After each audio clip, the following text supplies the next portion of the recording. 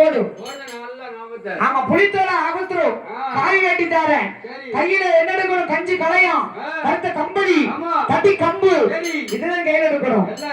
21 நாம நான் தான் போடுவேன்.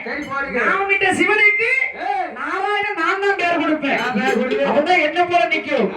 1000 ஆடு மாடு கொடுத்துட்டு போறேன். 1001 நிக்கணும். கடைசியில வருது பாருங்க மயில பசு சிறையா இருக்கு.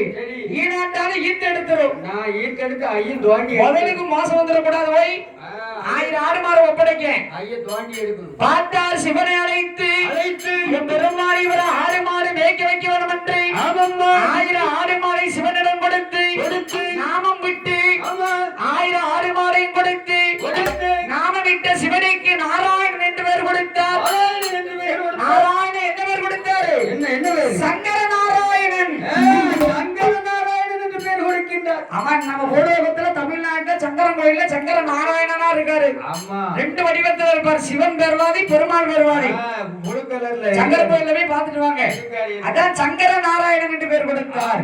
1000 ஆடிமாடை கொடுத்து பெருமாள் அரக்கனை கொல்ல வேண்டும் என்று பெண் அவதார வடிவமெடுத்து பெருமாள் எப்படி வர்றார்? எப்படி வருகிறார்?